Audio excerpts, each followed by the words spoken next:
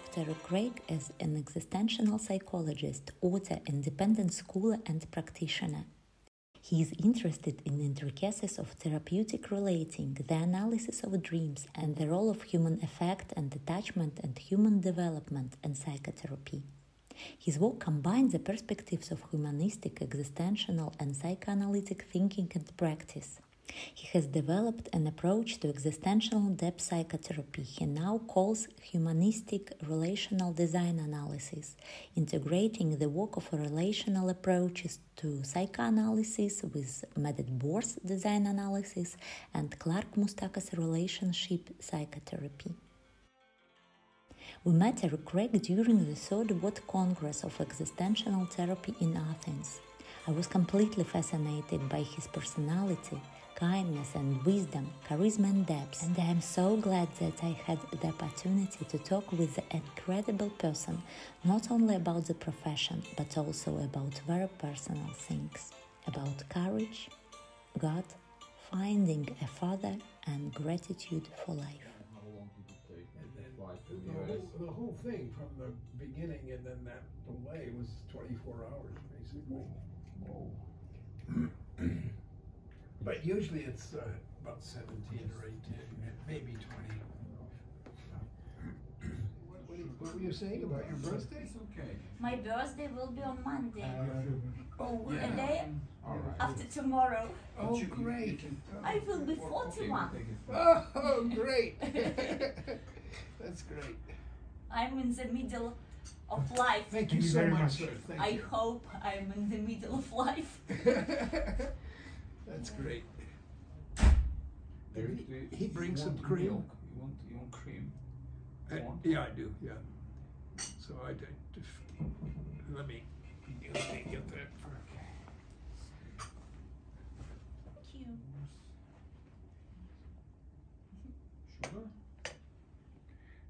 Don't need. You don't need? No, Okay. I don't. Let me see. Croissants? Do you want croissant? I don't know about the croissant, but Okay, we can just put the croissant over here, though. Nice little For the sake it's a of nice the little, right. atmosphere.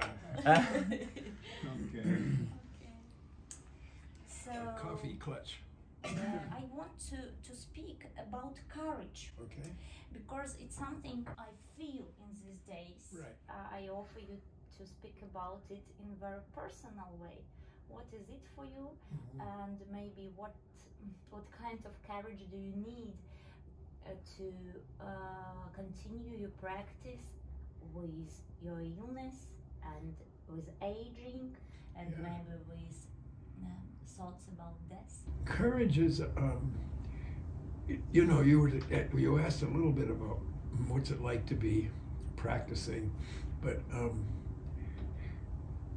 I decided to be a psychologist when I was 13 years old. Nobody in my family was educated, and but I saw these little blurbs about different people in a weekly newspaper that was delivered to our junior high school, and had a very traumatic background. My mother had probably a nervous breakdown with postpartum depression, and she just disappeared for 6 months or a year. I've never gotten the true answer from her. She never told me who my father was until I was 55, and she said, "It's this man," gave me a name, and it turns out, we just found out last summer that it was not that man. That it was, because I did these genetic tests, it was not that man. It was another man entirely. And the first picture I ever saw of him, he's being arrested for stealing from a grocery store, a gas station, and assault and battery on an officer. And he was 17 years old, and he was a boxer. And I thought, I've always known, I'm so grateful that whoever impregnated my mother was not my father, because I knew she'd also been in the sanitarium. Her father abused her sexually, and because his wife had tuberculosis and was dying of tuberculosis, and so the grandfather was abusing my mother, and my mother's only way to save herself was to sleep with her her mother, who was tuberculosis. So my mother got tuberculosis. So she ended up in a sanitarium for 4 years, had 7 ribs. She always had this big hole in her lung. She had no teeth because they didn't have any money to take. They lost everything in the Depression. So it was a really tough beginning. And being without a father for many years, really without a father permanently, was so important to me because I had to find myself. I had to find myself as a man. And I was very lucky to have teachers that somehow liked me. I went to, I was working in a church as a youth minister. It was my second job. My first job was with kids in the largest prison in the world for youth. And this was a guy named Moustakas who founded Humanistic Psychology. And we just had this wonderful, very rich relationship, and I found out what it was to be a self. I had no idea. Nobody in my family talked about feelings at all. I had no idea. And then when I left teaching at Assumption College, and I was there, did my dissertation on the heart of the teacher, a phenomenological study of the heart of the teacher. I was in New England. Clark was in Detroit. Greek man. He would just be amazed to be here in this room. And, maybe he is a little bit in some way.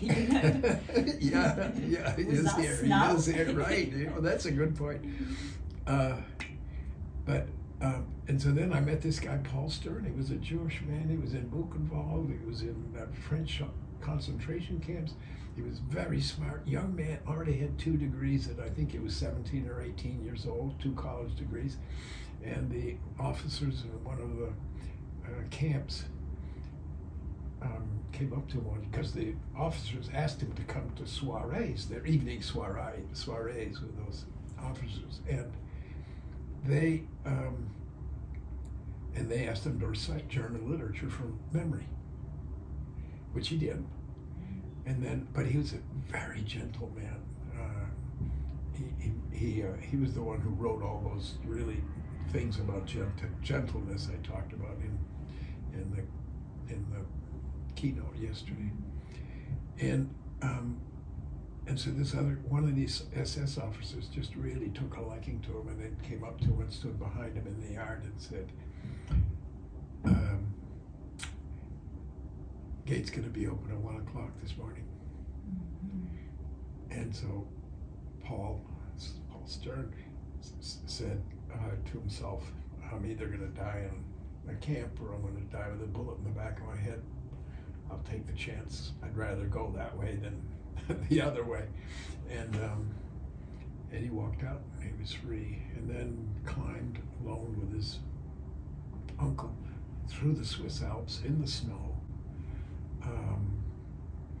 And they got caught by this is all very courageous, they got caught by a Swiss guard who they were not allowed to let people sneak into Switzerland.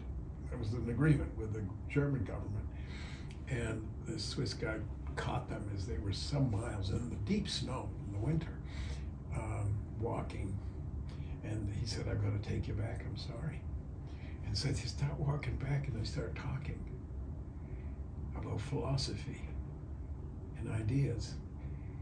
And the guy, there's about 4 kilometers they had to walk back. He said, well, there's the border. I've taken you to the border. They turned around and left them. So then they walked back, and Paul met Medard at the University of Zurich and became a lifelong friend with Boss. He was probably Boss's longest, dearest. So he started out as a student, but then he ended up going to America and studying at Harvard, and was an advocate for Boss and for Daseinsanalysis in America. And that was, it might have been one of the reasons Boss got his awarded the Therapist of the Year, the Great Therapist of the Year award for the American Psychiatric Association. And then Paul died. cancer. And I knew he had it, but I didn't think he was dying of it. And then he was gone.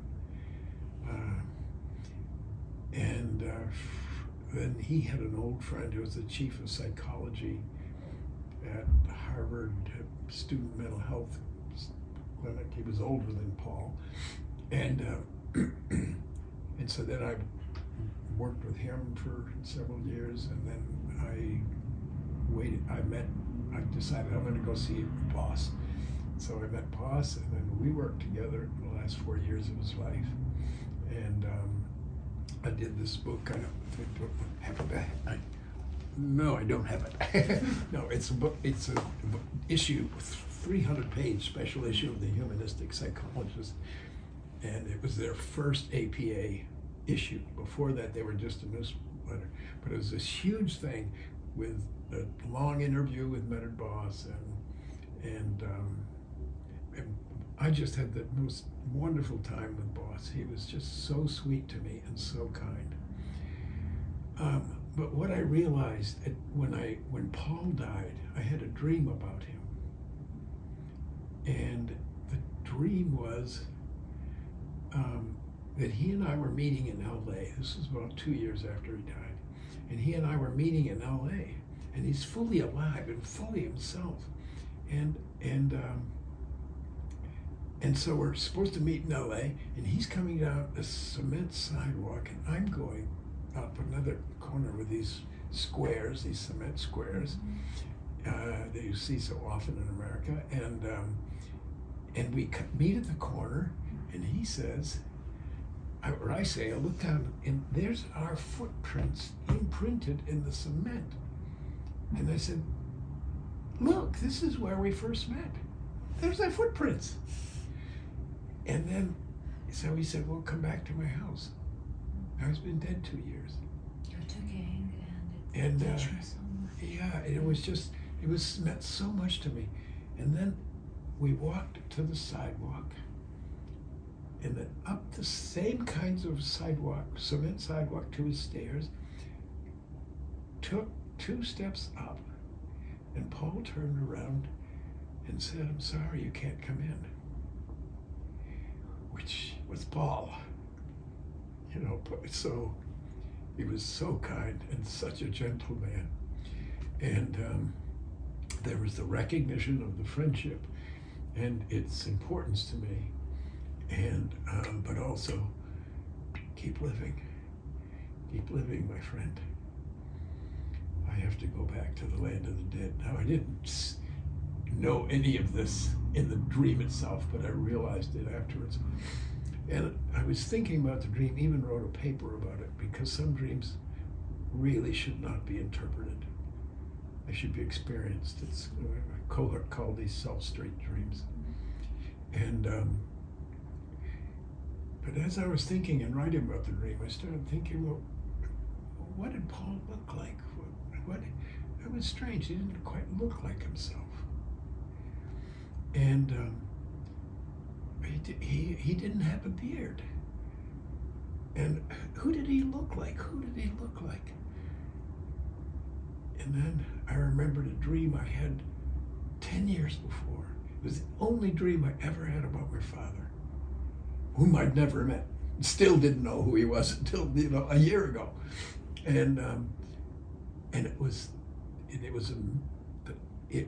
that man of that dream that I had about my father. And here's the remarkable thing. I was in Wheaton, Illinois. I was just finishing college, my last year of college between my junior and senior years. And I'm living in this house, which I actually did live in the last year that I was there. And I hear he's in town. I hear my father is in town. This is this dream from 10 years before. And I walk out 2 steps down to a little sidewalk that leads to the sidewalk going up and down the street. And I look up and down the street, and down coming this street is a man who looks just like me, but 20 years older. And I say to him as he comes up, I said, hi, who are you? What are you doing here? And he said, I'm looking for my son. I was called Ricky. And he said, I'm looking for my son, Ricky. And I said, Erik Craig? And he said, yeah. And I said, that's me. And we turned around and walked into the house where I was living, and we took 2 steps up. I took his hand, and I was suddenly a 5-year-old boy in baggy shorts. And every time I say this, it moves me. I said, maybe we should go to a ball game. And I was an athlete in high school and college. And that's how the dream ended. So still, even a dream that is that powerful in itself still comes for a reason. And then with that dream, I realized, oh my gosh, my relationship with Clark was about my father. My relationship with Paul was about my father. They both responded to me because they knew I didn't have a father. And I think that's why they welcomed me so deeply into their lives, personal lives. Paul even asked me to take him. I didn't know it, but he asked me to take him to New York. And he stayed in a Swiss hotel. I stayed in a friend's condo. And it was his swan song visit to New York. He loved New York. Even more, he loves L.A. because he studied in L.A. with Jevgenija. Jim I met years later, and I told him that Paul was my analyst and friend, and he said, oh my gosh, he was my student in the master's program, but I learned way more from him than he ever learned from me. I mean, it's that kind of extraordinary man. And anyway, so that's the thing about not having a father. I've had these great Clark, the founder of Humanistic Psychology. We taught all over North America for 10 years. We did 52 seminars in Esalen universities all over the country and in Canada. And they were just wonderful seminars, very lively. He would read a paper and I'd lead a micro lab. But we just were such dear friends. And then Paul, and then Mac was another amazing person. And Boss was amazing, although Boss didn't know much about my not having a father. That was not his response. Paul and Mac and Clark all knew I didn't have a father. And then in 2004, I got a call from some Korean guy who's master and the founder of Taoist Psychotherapy, and his name was Ri Dong-shik, Dr. Ri Dong-shik, and Dr. Ri was he studied at the William Allenson White Institute in New York for 2 years with many of the famous people from that institute. Karen Horner was there, Eric Fromm was there, all that. Rollo May was there, and so he was there for 2 years, and then he went back to Korea, and he thought psychoanalysis is not going to work here, and so he spent 20 years studying Buddhism, Zen, Confucianism, all the Eastern wisdom traditions, and he integrated these things into a Tao, in what he called Tao psychotherapy. And I was with him from 2010 to 2014. And we became very close. I saw him on his deathbed about 4 months before he died, and he could barely see, and people kept saying, Dr. Craig is here, Dr. Craig is here, and so they took his hand and held it out and put our hands together, and he said, oh, and then he opened his eyes and he said, oh, heal yourself and then you could become enlightened. He always said, he was on his deathbed, he was 95 years old, and so I heard about his death at 6 o'clock at night on a Wednesday night in April, and he was that he had died, and I was on a plane at 6 o'clock in the morning and went to Korea. I did his eulogy. I did Mac's eulogy too at Harvard, because he was well known at Harvard. all this from not having a father. All this. It's just such a, the things that we get, we lose, have incredible gifts, incredible gifts. Yes. Are you father by yourself? Do you have? Are you father by yourself? I have 3 stepsons. Yeah, it's quite a rather remarkable love story. But anyway, I was with their mother for 23 years and helped them from the time, well, raised. They were 8, 11, and 12, and I'm so happy about those guys. I know I made a huge difference in there. I don't know if they know it or not, but anyway, I know the 2 of them are lawyers and one's a doctor. So, you know, they turned out okay, and they've got kids, and you know, so I've got 8 step grandchildren. I call them step, even though I never married their mother. You know, we had our own challenges. So, but we were together for 23 years. But I'm sure you are father figure for a lot of colleagues, for students and so on, because I feel you like father figure in these days in Greece, in this Congress. I feel this wisdom of you and your strengths and your braves, and for me, you are father figure in these days. Well, it's touching. That never occurred to me. It never occurred to me. It's true. Yes, and thank you for you. You know, I'm looking for my father for many years. Yes, and I cry since I'm with you. But now, when you are aging, how do you feel when you don't have father's figures outside, only inside you? Yeah. In your memories, of course, in your heart, of course. But how do you feel? How do you live without father figures out? Oh, well, I've had these 5 amazing father figures. I mean, they all became good friends too. But now in but I remember the first time I met Medard Boss. I had one interview with him, and because Boss, you know, was analyzed by Freud, and worked for 10 years with Carl Jung and Eugen Bleuler, who was Jung's supervisor. Boss had him as a supervisor. He was taught by Karen Horney and Ernest Jones. Ernest Jones took him as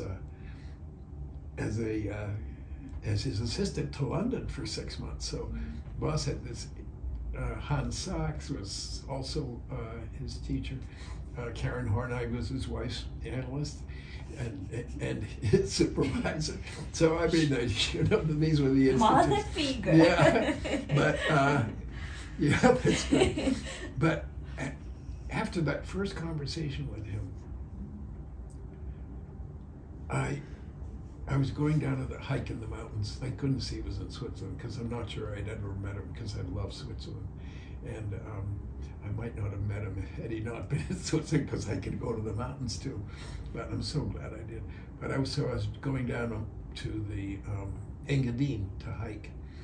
And I got in the car and I was driving down the highway and I just started sobbing and sobbing. And I thought, I don't need to look any farther. Now, it turns out there was another teacher, Dr. E, and good friend and colleague. But I knew after I met Boss. And Boss was not easy to know. We had some very sweet times laughing. He took me down to the room where Heidegger taught his seminars, and he showed me pictures of his childhood and of Heidegger and himself, and you know, all this stuff. And I've got tapes of all this. I've got 8 tapes of just the conversations with Medard Boss, hour-long tapes. And they're just also, it was just such a wonderful experience. But these men are still alive in me. I don't need to find another mentor. I don't, you know, it's my turn to give back. And what you said was very, very, very kind and sweet, and really makes me see this in a different way, actually, about being the father now. One of the things that I wanted to say was I just thought, when I first found out there's such a thing as a psychologist, I thought that's what I want to do. I didn't see how we'd ever afford it. Didn't think it could ever happen. And so I thought I might be a minister instead, and we could afford that. But anyway, it ended up that my dream actually came true, and I love therapy. I love being with people. I love this, you know, our being together here, and it just means so much to me. It's just, I just feel so blessed. I mean, what an occupation we have.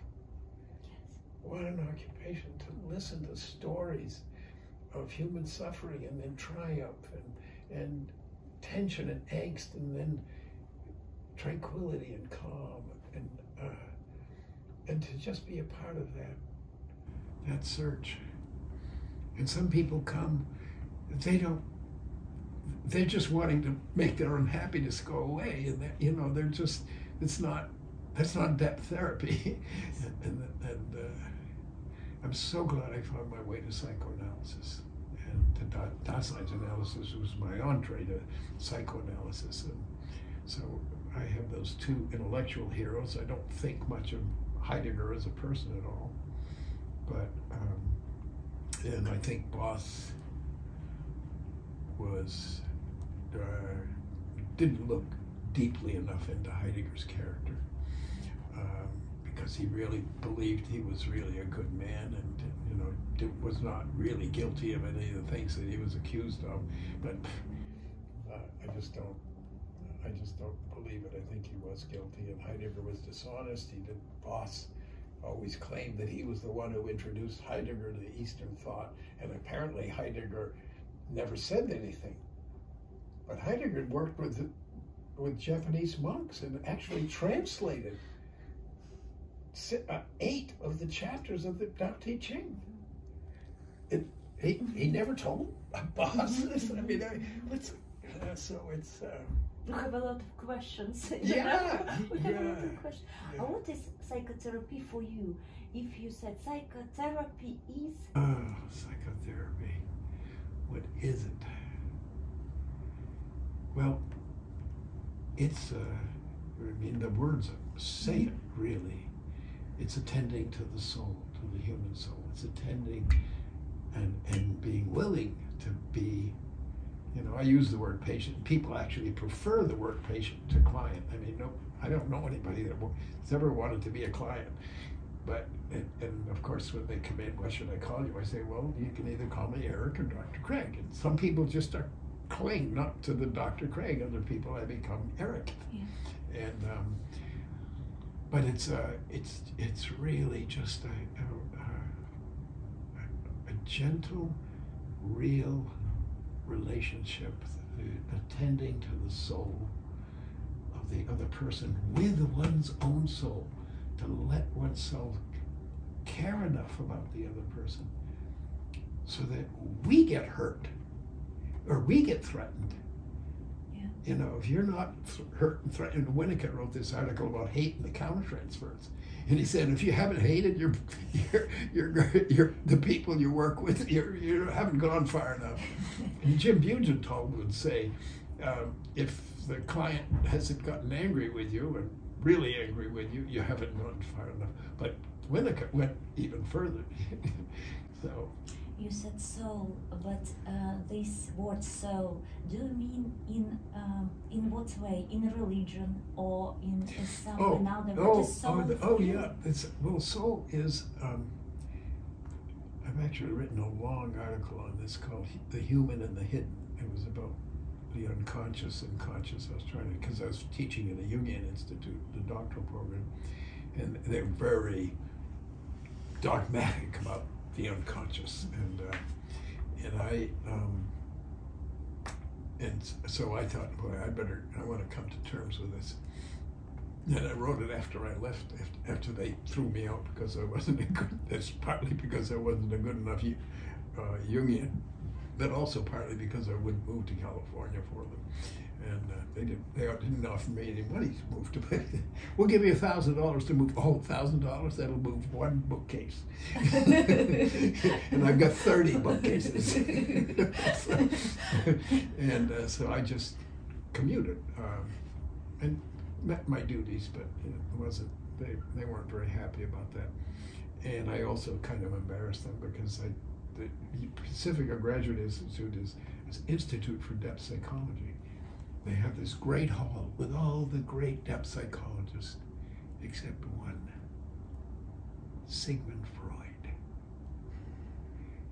And they had no idea. They didn't even know who used depth psychology for the first time.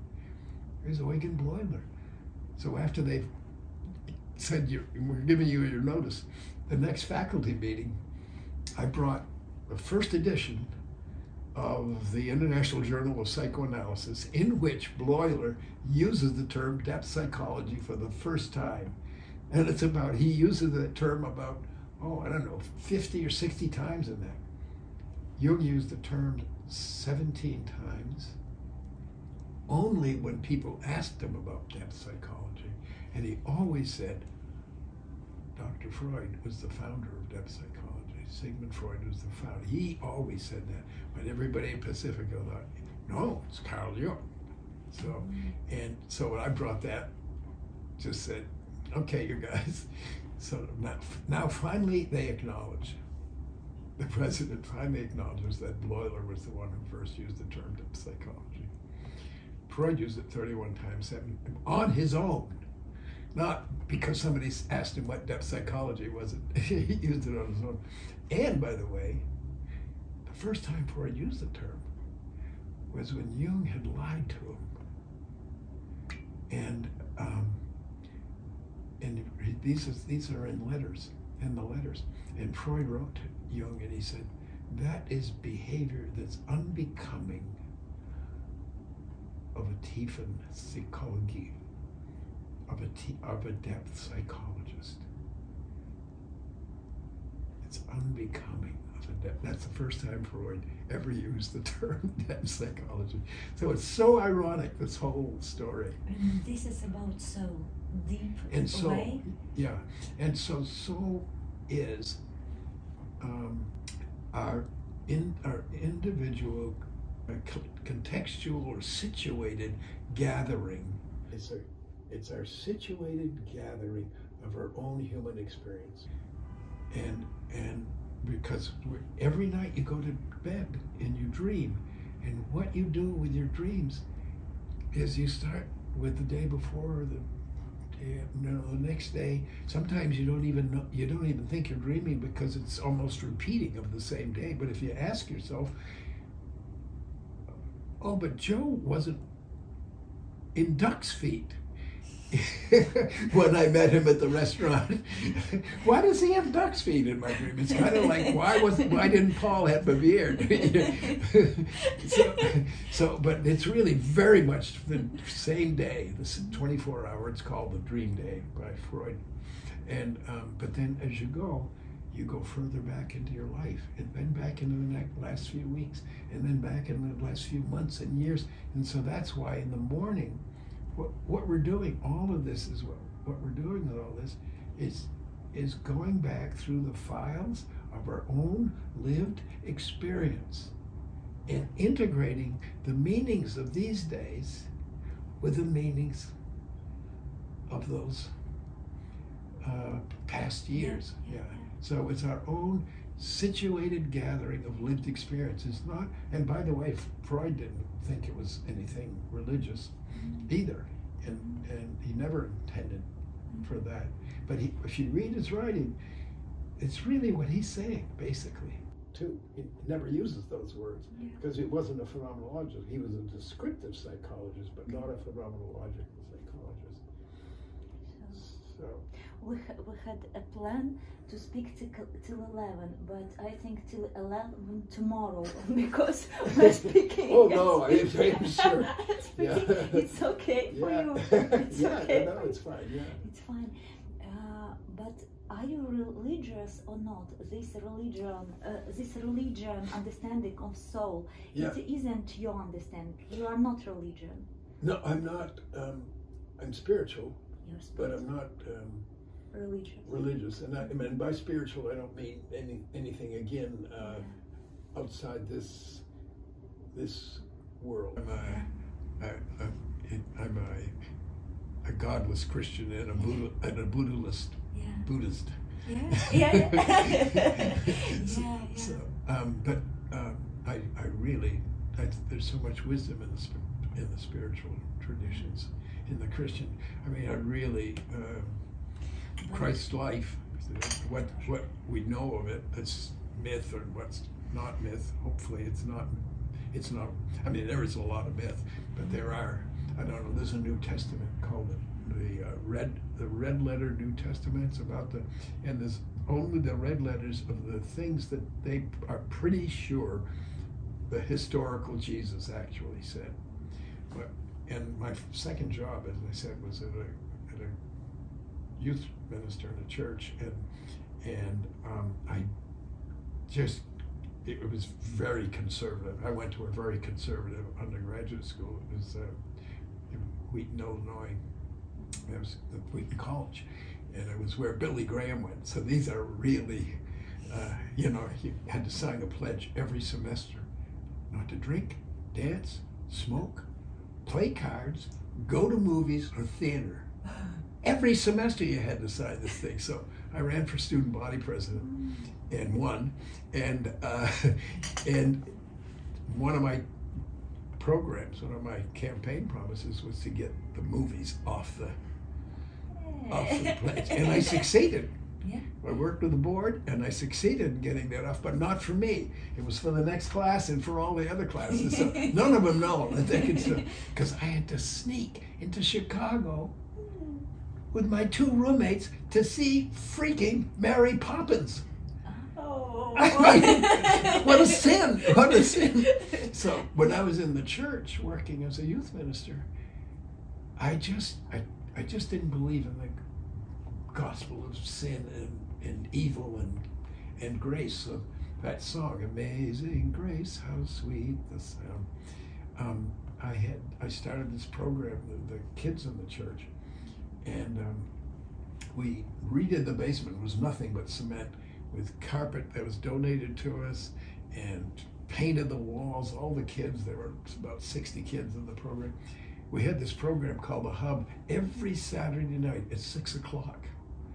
We'd have all the kids from all over the town, all over the city come to the basement, and we'd sing, and we'd sing folk songs, but we had a songbook. Yeah. And in the songbook was written not the words to Amazing Grace, but the words to Amazing Love. Nice. Amazing love, amazing love, how sweet the sound. But boy, did that piss off some elders. So, because they really wanted, my kids committed sins, so, I'm the, but so the gospel of love means a great deal to me, and that's how I see the teachings of Christ. Is an extraordinary human being, if it's all true, he's an extraordinary man, as was Martin Luther King and Gandhi and Buddha, and just wow, gosh. When I'm listening to you about these kids, about this experience, I'm thinking that you are father for so many kids. You were father for them as well. I had never thought about kind, that. very full of love. Yes, but do we live once? I grew up as a fundamentalist Christian, and that's how I ended up at Wheaton. I could never have gotten in there.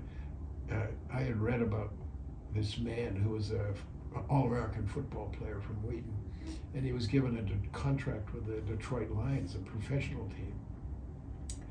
And he gave it up to be a minister.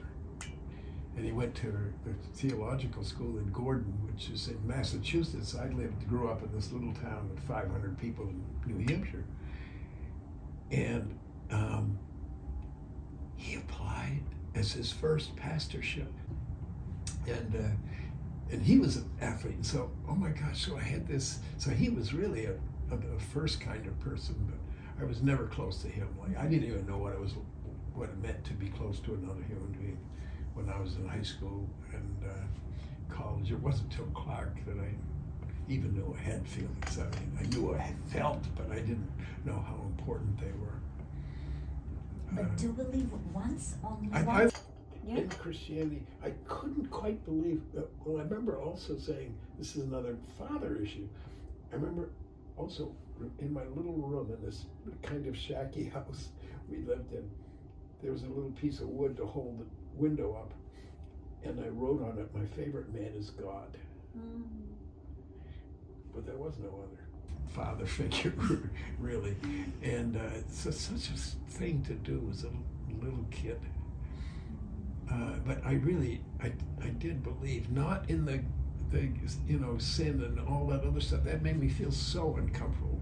I mean, because, it said the way I was living was not holy. It was going to get me to hell. And so, not that I was doing anything bad, but enjoying my bodily functions, basically. So, yes, but I really did believe, but not in any dogmatic way. It really was the gospel of love. It really was. Afraid of death? If I should say this, but anyway, a year and a half ago, I got a diagnosis, a potential diagnosis. My endocrinologist was noticing some change in my blood figures for diabetes. And he said, well, you should go see a hematologist. He said, something just happened here. And so I went, and they did some blood work, and then they had a bunch of options. And I thought, I don't think it's going to be this. I don't think it's going to be this one. And it was the cancer one. And it was, and then finally it came down to, well, we think it's multiple myeloma. Well, I had been reading this book by Irv Yalom on he and his wife that wrote together on her death. Yeah. And so I just was in the middle of that book, and I kept reading. Almost right away, I started reading more about that. What was that? She was dead in 6 months. I read this book too, yeah. And I thought, what? Yeah. 6 months? Yeah. What am I going to do with my 6,000 books? Not to mention all the other stuff, and all this stuff. I was scared. Not of the death itself so much as wrapping things up. And I don't think that there's time in 6 months to wrap things up and live. And enjoy the stuff, and then it turned out it was something else. It was a blood cancer that's incurable, but also what they call an indolent cancer, and so it's very lazy. And it turns out if you're diagnosed after the year 2000, you have anywhere from 5 to 16 or 18 years to live,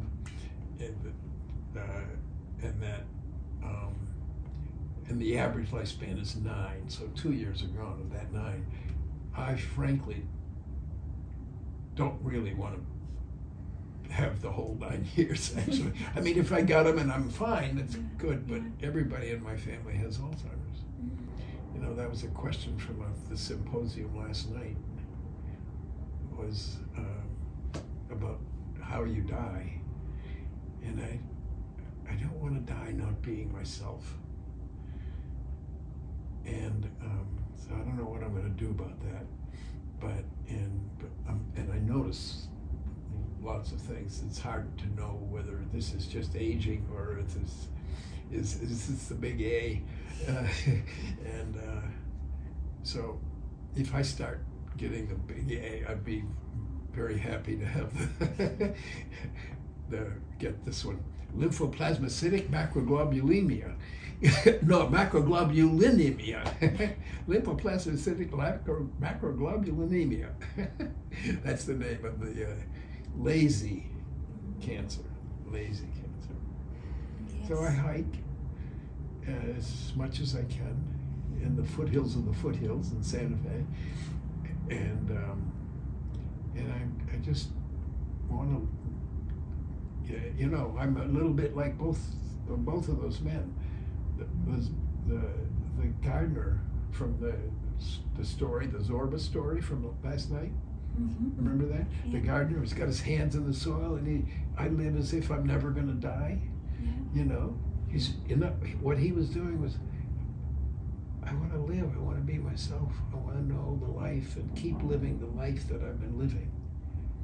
And I'm happy with that. Zorba says basically, I live as if I'm going to die in the next minute, you know. And so he's got this much more, and I'm both ways. Yes. I'm actually both ways. I mean, I think they're pretty much the same thing. But are you living the life you want to be living? Are you living the life that has meaning for you every day? Is this what your life is about? And then it doesn't make any difference whether it's I live until I'm as if I'm never going to die, and I live, you know, as if I'm going to die tomorrow. It's both things. Yeah. So, am I scared? No, not really. It looks like I'm going to have enough time to get my things in order. I've started. Already started. I leave a little folder out on my kitchen table with all the documents every time I take a trip. I leave that for my stepson, who's the two lawyers, both live in Santa Fe with their 5 grandchildren, or their 5 children, my step-grandchildren. Yeah, so I have a lot. As you see, I've got a sleep apnea machine there, and so I've got that. I've got diabetes. I've got carotid artery disease. You know, everybody. You're full of life, and for me, well, that's the point. That's the point. For God's sakes, you know, so we're all going to die. So, you know, it's. You have some problems maybe with your health, but your soul is so healthy and so energetic, so you have balance. Yeah. No, people say, "Are you well?" I say, "No, but I feel well." We started from courage, and I feel you are very full of courage, man. And full of life and wisdom. Yeah, I don't think of it as courage so much, but I mean, certainly I've done courageous things. I mean, from where I came from, as my current analyst tells me, nobody does this. Eric, nobody does this. And I'm so grateful. Oh my gosh. I'm just so grateful. I never expected it. Never, ever. About your life? Yeah. Feeling. It's really a great feeling. And I came here, and I was in this little room on the other side on Sunday night, and I just went up to the lady at the desk, and I said, "Can I get on the other side of the building?" And she said, "Well, I'll leave a note." And she said it would cost so much to have the upgrade, which I was happy to pay. But I had never had the idea that I'd have this room in the hotel. You know, I'm staring at the Acropolis right now as we're talking, for God's sakes. Talk about it. So inspiring, Erik. So I mean, it's so good to me. Thank you so much for that. Yeah.